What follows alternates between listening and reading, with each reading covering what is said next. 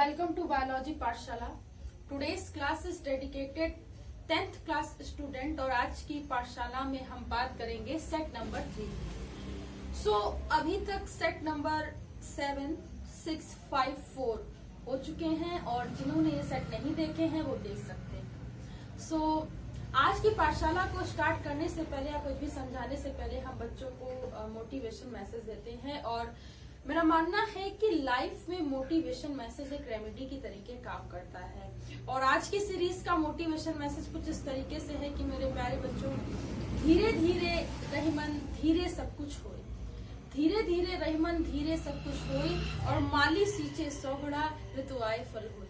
इसलिए आप निरंतर सदैव प्रयास करते रहिए और आगे बढ़ते रहिए। आज मेरे पास मेरा मार्कर नहीं है।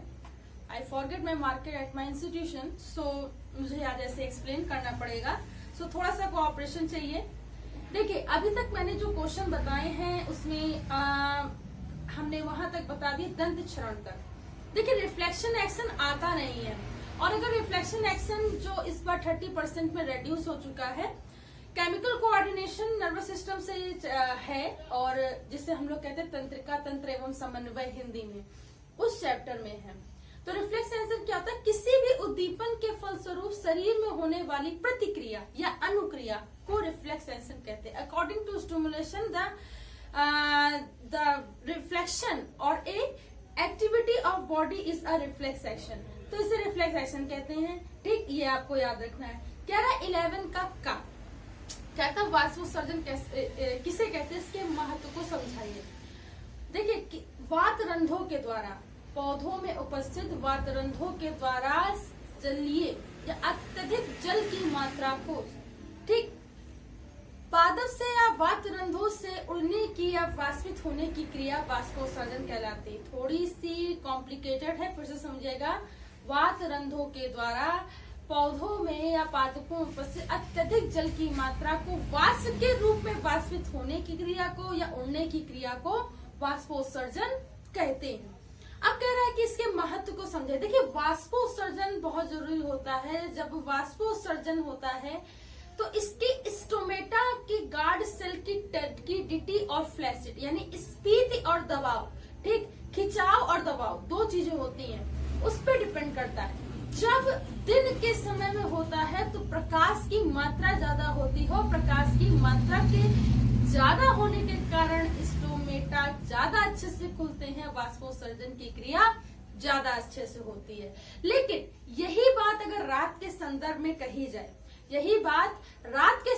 कही जाए, तो जल की मात्रा जो होती है उसमें क्या होता है, प्रकाश अनुपस्थित होता है या अल्प मात्रा में होता है, इसलिए वाष्पोत्सर्जन की क्रिया भी कम रूप से होती है। तो ये बात आपको ध्यान रखनी है। साथ ही साथ अगर इसके महत्व की बात की जाए तो वाष्पोत्सर्जन में अत्यधिक जल में सभी कोशिकाओं में उपस्थित अत्यधिक मात्रा को बाहर निकाला जाता है। यह एक प्रक्रिया होती है। यह एक क्या होती है? प्रक्रिया होती। इतनी बात आपको लिखनी है, तब आपको पूरे मार्क्स मिल जाएंगे। क्या हो जाएंगे? पूरे मार्क्स मिल जाएंगे। Just a second, just a few minute.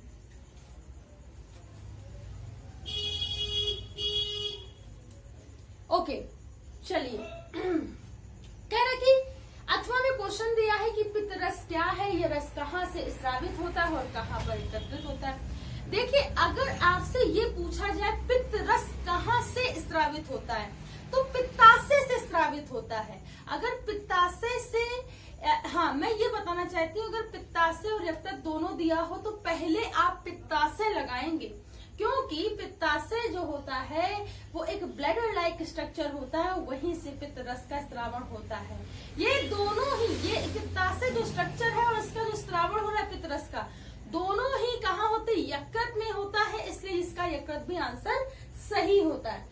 आपसे पूछा गया है कि पित्त रस क्या है, तो पित्त रस एक अम्लीय माध्यम में पाया जाने वाला रस होता है जो भोजन को अम्लीय माध्यम में बदलता है। और पहला पॉइंट तो ये होगा कि भोजन को अम्लीय माध्यम में बदलता है। दूसरा पॉइंट ये होगा कि ये भोजन को गलाने का काम करता है। तीसरा पॉइंट मोर लिक्विडिफाइड करता है, ज्यादा तरलीकृत करता है। चौथा पॉइंट जिससे भोजन की या पाचन की क्रियाविधि में सहायता करता है, या जिससे पाचन की क्रियाविधि होती है, या जिससे पाचन की क्रियाविधि होती है। ठीक, तो आप इतनी बात अगर लिखेंगे तो आपको क्या मिलेंगे, मार्क्स मिलेंगे, अच्छे वाले मार्क्स मिलेंगे। कहता है 11वीं का खा देखिए, कहता है अनुवांशिकता से आप क्या समझते हैं। देखिए, विज्ञान की वह शाखा जिस शाखा के अंतर्गत ठीक जीव लक्षण की अध्ययन किया जाता है उसे बोलते हैं अनुवांशिकी। क्या बोलते हैं, अनुवांशिकी। और इन लक्षणों का एक पीढ़ी से दूसरी पीढ़ी में स्थानांतरित होने की क्रिया अनुवांशिकता कहलाती है। दोनों शब्दों में अंतर है। अनुवांशिकी विषय है, अनुवांशिकता एक प्रक्रिया है जिसमें जीव के एक अनुवांशिक लक्षण एक पीढ़ी से दूसरी पीढ़ी में स्थानांतरित होते हैं। बात समझ में आ रही? तो ये आपको लिखना है। इसके जन्मदाता कौन है? देखिए, इसके जो जन्मदाता है, या हम इसे जनक कहें, पितामह कहें, ठीक है, इन सब का अर्थ है कि होता है कि इसके जनक ग्रेगर जॉन मेंडल होते हैं। ग्रेगर जॉन मेंडल होते हैं। इनकी एक पुस्तक है, that is the annual proceeding of the natural history society of Rome. ये पुस्तक it is dedicate the journey of Mendel. ये जो पुस्तक है वो ये बताती है कि यह जो स्टोरी है वो मेंडल की है। तो इस पुस्तक को भी याद रखें, इसकी इनकी विशेषताओं का उल्लेख कीजिए। आपको मेंडलवाद बताना है कि मेंडल का जन्म ऑस्ट्रिया के ब्रून शहर में हुआ था। इन्होंने पाइसम से टाइबम को चुना था। एक वर्ष में 2 बार इसकी फसल होती है। ज्यादा से ज्यादा इसकी फसलों का अध्ययन तथा इनकी अनुवांशिकता का अध्ययन किया जाता है, इसलिए मेंडल ने पाइसम से टाइबम को चुना था। इसमें 7 गुणसूत्र, 7 लक्षण होते हैं, विपर प्रयासी होते हैं, यानी कि जो भी लक्षण होंगे वो एक ऐसे होंगे कि प्रभावी लक्षण एक साथ होंगे या एक दूसरे के विपरीत प्रभाव को उत्पन्न करेंगे। साथ ही साथ आप ये बताएंगे कि ये जो नियम है, इन्होंने अनुवांशिकता के कुछ नियमों को अपनी एक पुस्तक में लिखा था, इसे annual proceeding of the natural history society of Brunn कहते हैं। ये जो पुस्तक थी 1809 में पब्लिश हुई थी, और इस पब्लिश होने के बाद क्या हुआ था कि इनकी डेथ हो गई 7 साल के बाद। उसके बाद 3 साइंटिस्ट आए थे जिनका नाम था कॉल कॉरिन, टी से मार्क, ह्यूगो डिब्रेस। इन 3 साइंटिस्ट ने क्या किया था, इस पुस्तक को पढ़ा था और मेंडल के तीनों नियम, जैसे law of dominance, law of segregation, law of independent assortment यानी प्रभाविता के नाम स्वतंत्र व्यूहन का नियम, और इससे क्या बोलते हैं सेग्रीगेशन, पृथक्करण के नियम को पढ़ा जाना। और ये तीनों नियम सत्य प्रमाणित हुए। और उसके बाद ये 1900 ईस्वी में फादर ऑफ जेनेटिक्स, या हम ये कहें कि ये अनुवांशिकता के जनक कहलाए, इनको प्रसिद्धि प्राप्त हुई। इतनी बात आपको मेंडलवाद में लिखनी। जब आप इतनी बात लिखोगे तब आपको पूरे मार्क्स मिलेंगे। ठीक, तो इतनी बात आपको लिखनी है। अब कह रहे हैं कि 11वीं का खा, परागण क्या होता है। परागण तो सबसे अच्छी क्रिया है, ठीक है, और सबको पता होनी चाहिए क्या क्या जाता है। देखिए, बहुत सी पुस्तकों में, ठीक है, थोड़ा सा शॉर्ट फॉर्म में दिया है, हम इसको आपको और इलेबोरेशन से बताने का प्रयास करते हैं। देखिए, नर पुष्प के परागकण का, ठीक है, नर पुष्प के परागकण का मादा पुष्प के वर्तिकाग्र तक पहुंचने की क्रिया को परागण कहते हैं। तो ये हमने थोड़ा सा इलेबोरेट करके लिखा है और अच्छे से समझ में आएगा। नर पुष्प के परागकण का पक्षी, वायु, कीट, जल की सहायता से मादा पुष्प के वर्तिकाग्र तक पहुंचने की क्रिया परागण कहलाती है। परागण की क्रिया के फलस्वरूप क्या होता है कि वो जो परागकण आए हैं वो जायांग से, या इसके ओवरी पार्ट से, ओव्यूल से क्या करेंगे, निषेचित करेंगे। निषेचन की क्रिया होगी। निषेचन की क्रिया के बाद युग्मनज का निर्माण होगा।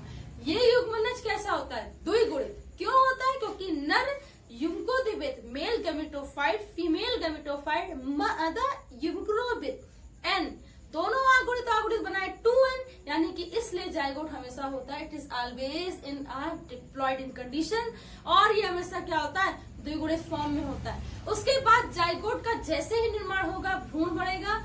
भ्रूण बनने के बाद शीड का यानी कि बीज का निर्माण होगा। बीज का अंकुरण करके इट में कन्वर्टेड इनटू अ मेल और ए फीमेल गैमेटोफाइट, और ये भ्रूण क्या करेगा, या तो नर युग्मक या तो मादा युग्मक, या नर पुष्प या मादा पुष्प, या नर पादप या मादा पादप में विकसित होंगे। क्या होंगे, विकसित होंगे।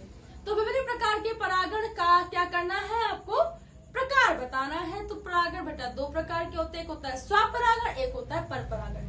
स्वपरागण परागण की ऐसी क्रियाविधि जो किसी एक ही जाति में होते हैं, अर्थात एक ही पुष्प की जाति में होते हैं। और इसमें क्या होगा कि मेल और फीमेल, नर युग्मक मादा युग्मक एक ही बॉडी में होते, एक ही शरीर में होते, इसे बोलते हैं स्वपरागण। बात समझ में आ रही? क्या होता है स्वपरागण। परपरागण की क्रियाविधि में क्या होता है? परपरागण की क्रियाविधि में अगर हम ये बताएं कि परागण की ऐसी क्रियाविधि जिसमें क्या होता है, विभिन्न प्रकार के संसाधनों के द्वारा, जैसे कि हम बताएं जल, पक्षी, कीट और चिड़िया, मधुमक्खी, इन सब की सहायता से, वायु की सहायता से परागकण का नर पुष्प से निकल करके मादा पुष्प के वर्तिकाग्र या पिस्टल स्टाइल स्टिग्मा की सहायता से जायांग में जाना, यानी कि गाइनोशियम में जाकर के उसे क्या करना, फ्यूज करना, सिंगेमी का प्रोसेस करना, क्या कहलाता है? It is a cross pollination या परपरागण कहलाता है। क्या कहलाता है? परपरागण कहलाता है। ठीक, तो ये आपको लिखना है। सो आई होप कि आज की पाठशाला आपको समझ में आई। तो मुझे आप लोग, अगर आप मुझे फीडबैक देते से, बहुत से बच्चे देते हैं, अच्छा लगता है। मैं चाहती हूँ कि आपके लिए और अच्छा काम करें, नीट की प्रिपरेशन कराएं। साथ ही साथ मेरा प्लान ये भी है कि हम कोशिश करेंगे कि जरूर हम एमएससी या बीएससी लेवल के लिए भी कुछ कंटेंट रेगुलर बेसिस पर लेके आए, क्योंकि मैंने देखा है कि बहुत से बच्चे अपनी फीस की वजह से पढ़ नहीं पाते हैं। तो मैंने ये फेस की है चीजें, तो हम चाहते हैं उसे फ्री ऑफ कॉस्ट आप तक पहुंचाया जाए। ये स्टार्टिंग होगी जून से, ठीक है, और मेरा पूरा प्रयास रहेगा कि मैं आपको कंटेंट दे सकूं। अगर आपको मेरी पाठशाला समझ में आ रही हो या कुछ अच्छा लग रहा हो तो इसे ज्यादा से ज्यादा बच्चों तक शेयर कीजिए, लाइक कीजिए और सब्सक्राइब कीजिए। बायोलॉजी पाठशाला का लेटेस्ट अपडेट प्राप्त करने के लिए बायोलॉजी पाठशाला का बेल आइकन, उस घंटे के बटन को दबाए रखिए ताकि आने वाली लेटेस्ट अपडेट आप तक पहुंच सके। तो thanks to all student to watch my Pathshala. Thanks again and keep watching.